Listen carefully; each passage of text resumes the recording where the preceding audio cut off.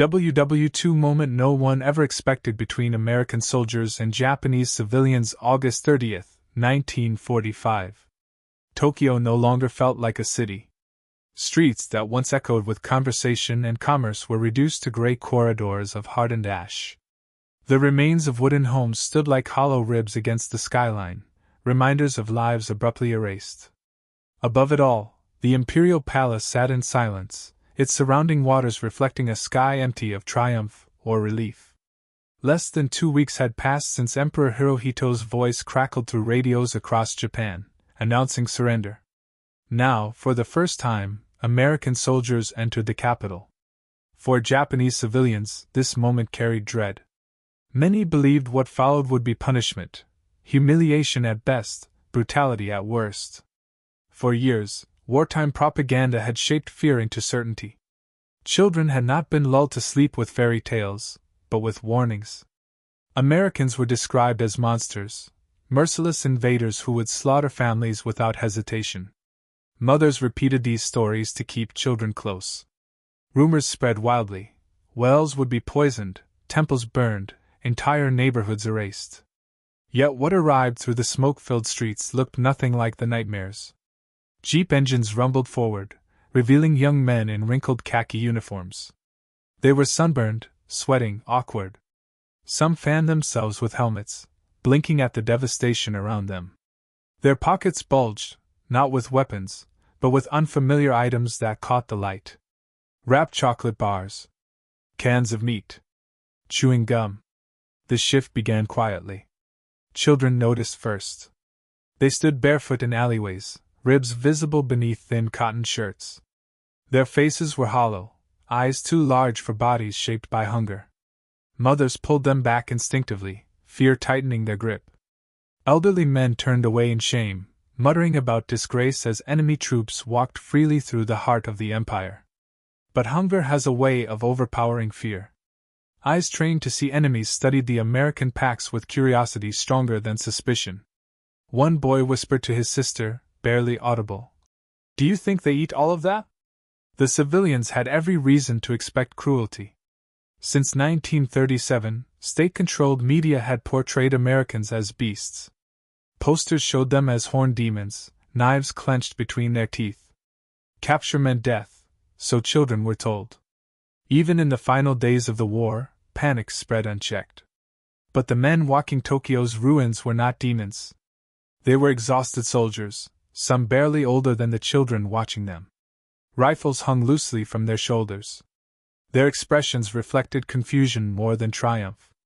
One American soldier wrote in his journal that evening, "Tokyo looks like the surface of the moon. I thought they would hate us. Instead, they just watch. So many children. Too many. And all of them hungry." Hunger was the center of everything.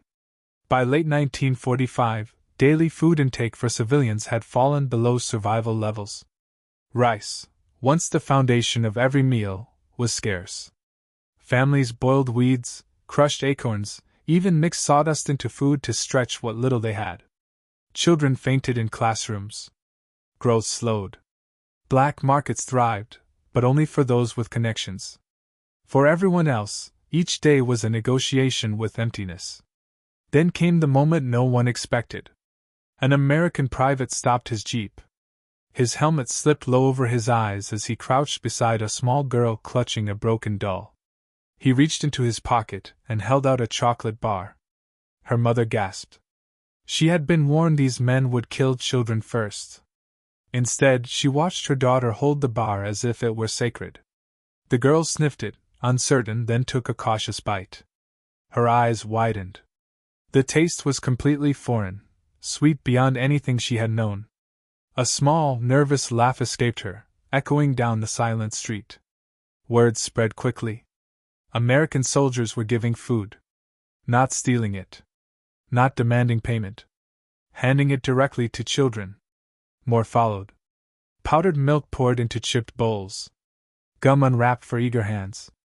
Spam sliced and passed around, though few knew how to cook it. Fear fractured, replaced by stunned disbelief. Mothers cried quietly, torn between gratitude and humiliation. Fathers looked away, ashamed that their family's survival now depended on former enemies. Children did not hesitate. They ate. Chocolate smeared across their fingers. Gum stuck in their hair. Sweetness replaced bitterness, if only for a moment. Soldiers laughed softly, perhaps relieved that feeding children was easier than fighting soldiers. Not everyone approved. Shameful, one elderly man muttered, watching a boy run past with a candy bar. We bow even for food now. But even he could not ignore the light on the child's face. For American troops, these acts were both instinctive and practical. Organized relief under General MacArthur's administration would take months to fully deploy. But soldiers already carried rations, and they saw starving children everywhere. Offering food required no orders. It required no translation. Perhaps it was also a way to remember who they were after years of killing. These small gestures rippled outward. What began as scattered handouts would grow into formal food aid, school lunch programs, and lasting changes to Japanese diets. But in that moment, none of that mattered. There was only hunger, and an enemy kneeling to feed a child. By nightfall, Tokyo whispered with a news story. The Americans had not come with guns alone. Fear did not vanish, but it cracked. And through that crack seeped something unfamiliar, curiosity. Near a damaged shrine, an American soldier opened a tin of powdered milk. Children gathered, not in terror but expectation. He smiled awkwardly and handed it out. Somewhere nearby, a bell rang, heavy with meaning. In that sound lived surrender, hunger, and the faint beginning of recovery. For many Japanese children, chocolate was more than a treat. It was the first hint that life might not be exactly as they had been told. In Osaka, a boy named Haruo sat on a step, a square of chocolate melting on his tongue. He had learned that Americans were monsters. The taste made no sense. His mother watched silently, fists clenched. Gratitude and shame intertwined. Food became the battlefield of perception. To soldiers, rations were ordinary. To civilians, they were treasures. Gum was mistaken for something to swallow whole. Spam was boiled until it dissolved. Powdered milk baffled entire households. These misunderstandings created moments of confusion and unexpected laughter. Oral histories described children saving gum behind their ears like jewels. Others hid chocolate to make it last longer. Whispers followed. They're not monsters. Monsters don't give candy. Statistics revealed the desperation. Japan was importing less than half the food it once had. Relief shipments arrived slowly. In that gap, a single can of food carried enormous meaning. Accepting it was not easy. One mother later recalled crying as her son drank American milk.